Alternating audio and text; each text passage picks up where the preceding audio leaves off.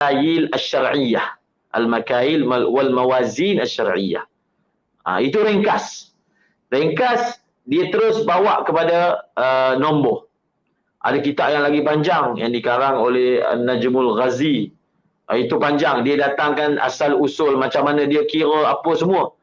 Tapi kitab yang Dr. Ali Jumaat ni senang. Dr. Ali Jumaat ni senang. Saya ni dalam bab kiraan ini, saya memakai kiraan yang dikira oleh Syekh Ahmad Beg Al-Husaini. Beliau ada sebuah kitab yang berjudul Dalilul Musafir. Beliau ini bukan sahaja ulama, beliau ini juga ahli dalam bidang inilah, ilmu-ilmu keduniaan ni. Jadi mengira ni adalah antara kepakaran dia. Jadi Syekh dalam kitab tu tulis, dia telah convert 16 farsah 2 marhalah. Dia ada macam-macam, 4 burud. Dia macam ni. Saya sebut dalam hadis ini riwayat Ibnu Abbas. Bahawasanya dalam kitab kita ni tak bawa hadis tu. Bahawasanya beliau ini bila semayang qasar, dia semayang qasar pada jarak 4 burud. 4 barit. 4 barit ni dia sama dengan satu barit dia sama dengan 4 farsah. Satu barit sama dengan 4 farsah. So kalau 4 barit 16. 4 kali 4 16. Sita asyara ini yang kita ni. Kemudian satu farsah dia sama dengan 3 mil. 3 mil Hashimi. Ni Hashimi punya, bukan mil yang kita punya ni. Jadi berapa jadi? 16 kali 3. Sama ni 48. 48. 48. Sebab itu dalam kitab lain dia sebut 48 batu Hashimi. Batu Hashimi, mil Hashimi. Jadi Dr. Syekh Ahmad bin Al-Husaini ni dia keluarkan 89.6 macam tu lah. Ihtiyatan Jadi tis'in. Ihtiyatan sebab tu kita ambil tis'in. Memang ada nombor-nombor lain. Mungkin Jakim keluarkan nombor lain ke. Tapi dia gini nak faham. Okey, contohlah kita ada jumpa kitab tulis 82. Ada tulis 86. Ada tulis 90. Kalau nak ihtiyat, ambil bawah ke ambil tinggi? Ambil banyak ke ambil sikit? Mustahab. Al-khuruju minal khilaf mustahab. Jadi dalam 90 ada 81. Dalam 90 ada 86. Kan? Jadi begitu. Sebab dia gini, sembahyang qasar ni dia tak boleh main-main. Sembahyang qasar ni asalnya haram. Betul tak? Haram. Kita duduk kat mukim, kita pergi sembahyang 2 rakaat. Boleh? Tak boleh. Tak sah. Jadi bila kita nak sembahyang qasar, kita kena hati-hati sikit. Biar cukup syarat. Biar cukup syarat. Kalau sembahyang qasar kita tak cukup syarat, dia jadi tak hati-hati dalam bab sembahyang. Jadi ambillah kiraan yang diberi oleh ulama ni. Dan beliau ni, Ahmad bin Husaini ni ulama Mesir. Beliau ni dipanggil muhakkik mutaakhir mazhab Syafi'i. Dia awal kurun 19. Beliau ada tulis syarah kepada kitab Imam Syafi'i. Tak tu. Dia buat syarah. Nama tapi tak pernah dicetak lagi. Judul kitab beliau itu Mursyidul Anam ila Ummil Imam. Tahu tak? Dia syarah 20 jilid bau bab ibadat.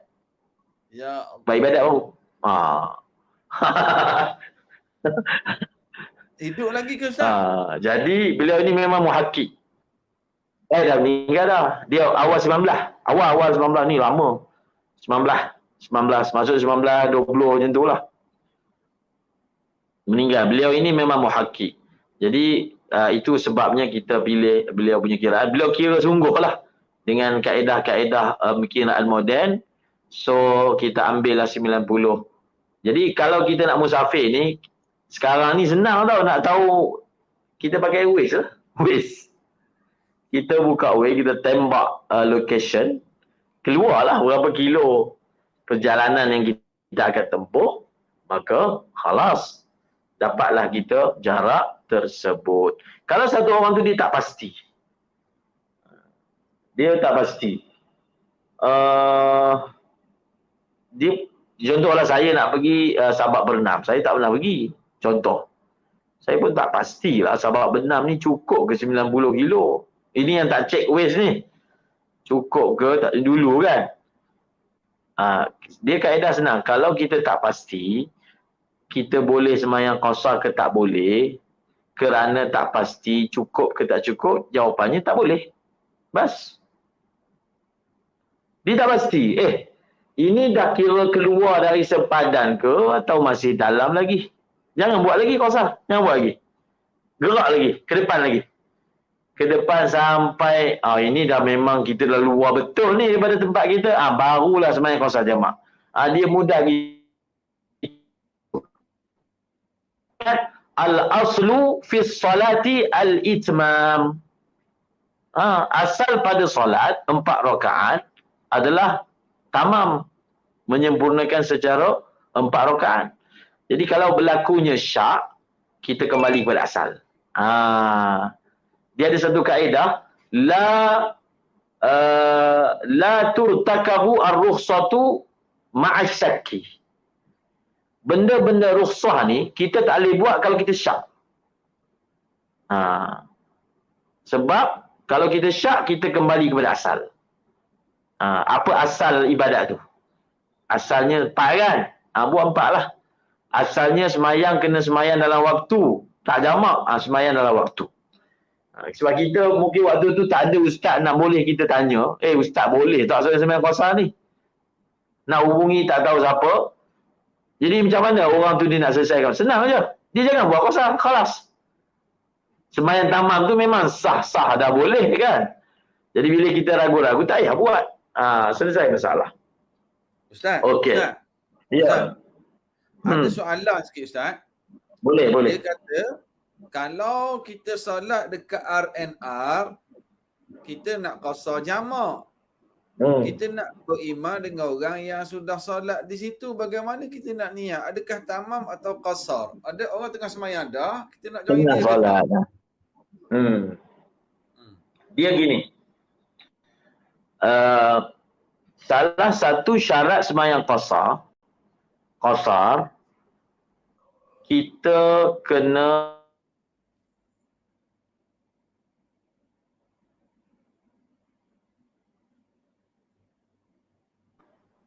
salah satu syarat semayang qasar, imam itu kena semayang qasar.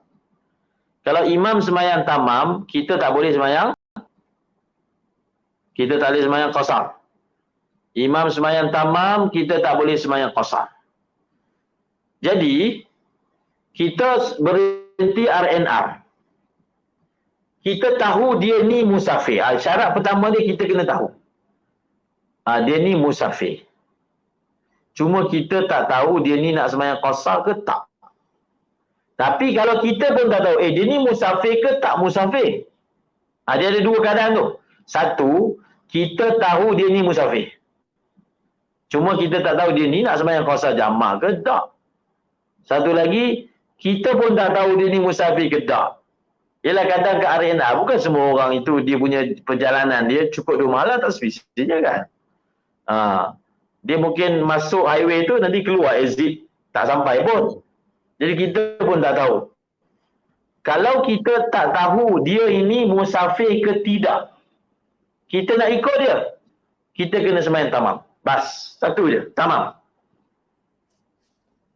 Tapi kalau kita tahu dia musafir, cuma kita tak tahu dia ni nak semayang qasar ke tidak, boleh. Kita niat macam ni. Kita takbir ikut belakang dia, lepas tu kita ta'liq niat. Kita boleh ta'liqkan niat kita. Ta'liq niat. Ta'liqkan niat macam ni. Iaitu kita kata kalau dia semayang qasar, aku semayang qasar. Kalau dia semayang tamam, aku semayang tamam. Kita tunggulah. Ikut dia. Bila dia lepas 2 rakaat dia bagi salam, kita bagi salam. Kalau lepas 2 rakaat dia tambah lagi, maknanya dia sembahyang tamam, kita kena sembahyang tamam. Okey, saya ulang sekali lagi, kalau kita tak pasti dia tu musafir ke tak, kita nak sembahyang qasar tak boleh ikut belakang dia. Sembahyang seorang. Kalau kita tahu dia musafir dan kita tak tahu dia nak sembahyang qasar ke tidak, kita ta'liqkan niat. Ta'liq ni maksudnya kita gantungkan niat. Kalau dia musafir, aku sembahyang. Kalau dia sembahyang qasar, aku sembahyang qasar. Kalau dia sembahyang tamam, aku sembahyang tamam. Itu cara dia. Ustaz,